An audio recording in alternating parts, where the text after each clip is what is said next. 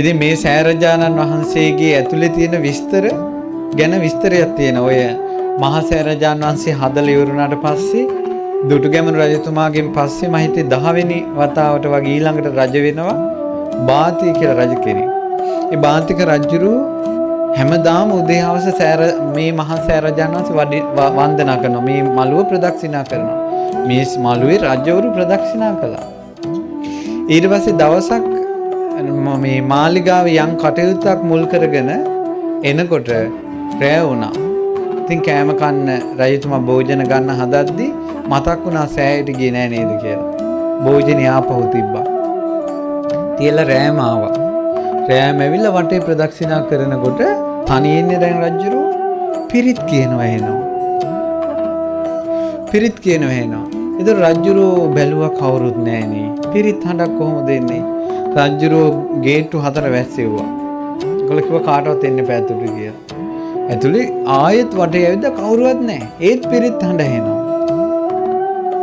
ඊට පස්සේ රජුරු අද හිතුවා එකත් එකටම සෑරජානන් වහන්සේ ගර්භේ සංඝයා පිරිත් කියනවා. සෑ ගර්භයේ ඇතුලේ රහතන් වහන්සේලා පිරිත් කියන අසිරිය දැකලා මිසක්කා මම නම් නැගිටින්නේ නැහැ කියලා දිගා වෙලා දණ්ඩ නමස්කාර කළා. මේ සෑයේ මේ පාදමයිනේ වැතුරුණා. මැරුණත් නැගිටින්නේ නැහැ කියලා. ඒතර මේ සෑරජානන් වහන්සේගේ ආනුභාවයක් තියෙනවා. මේ සෑරජානන් වහන්සේ ළඟ යම් කිසි කෙනෙක් බලවත්ව හිතෙන් හිතුවොත් දෙවිවරුන්ට දැනෙනවා ඒක. විශේෂයෙන් ශක්‍ර දෙවි අද වුණත් සෑරජානන් වහන්සේ ළඟ යම් කිසි කෙනෙක් හිත තැම්පත් කරගෙන දෙවිවරුන්ට යමක් සිහි කළොත් ඒක තප්පරයට දෙවියන්ට දැනෙනවා. අදටත්. ඉතින් ඒ නිසා මේ සෑරජානන් වහන්සේ ගාව මේ වැඳ වැටෙනකොටම ශක්‍ර දෙවිඳුරයාගේ ආසනෙ වුණා. ශක්‍ර දෙවියෝ දැකලා දැන් දිව්‍ය ලෝකේ ඉඳලා තියෙන දෙවියන්ගේ ස්වභාවය. පින්වත්නි දෙවියන් දිව්‍ය ලෝකේ ඉඳලා මනුස්ස ලෝකේ බලනකොට මේ ලංකාදරණී තලයේ ඉස්සලාම පේන්නේ රුවන්වැලි සෑය. දිව්‍ය ලෝකේ ඉඳලා බලනකොට ඉස්සලාම පේන්නේ රුවන්වැලි සෑය. ඒ ශක්‍ර දෙවිඳුරයා එසැනින් ධාතු ගර්භයෙන් පහළ වුණා. පහළ වෙලා ගොස් ස්වාමීනි බාතිය රජුරු මේ සෑ ගර්භයට එන්න අදිෂ්ඨාන කරනවා. ඉතින් ඒ රජුරු ශ්‍රද්ධාවන්තයිනේ ඒ නිසා ගෙන්නමු කිව්වා. ඊට පස්සේ මේ සෑයේ දැන් ඔන්න මැදින් මේ මැදින් මතුවෙනවා ස්වාමීන් වහන්සේ නම. මතුවෙලා ඔහොම ආසින් ඇවිල්ලා අර රජුරන්ගේ අතින් අල්ලලා නැගිට්ටුවා. එහෙනම් යන් කියලා මෙහෙම ආසින්ම ගිහිල්ලා සෑ ඇතුළට ගියා. ඇතුළට ගිහිල්ලා ඇතුළේ ඔක්කොම දේවල් ටික පෙන්නවා. හැමදේම පෙන්නවා. පෙන්ලා හරි සතුටුයි රජතුමා වන්දනා කරලා එළියට ආවා. ඇවිල්ලා රජුරෝ ස්වාමීන් වහන්සේලාට විස්තර කියනවා. දවසක් ස්වාමීන් වහන්සේලා ඔක්කොම මේ විස්තර අහන්න ඕන කියලා ලෝවා මා ප්‍රාසාදයේ යටතට්ටුවට එකතු වුණා.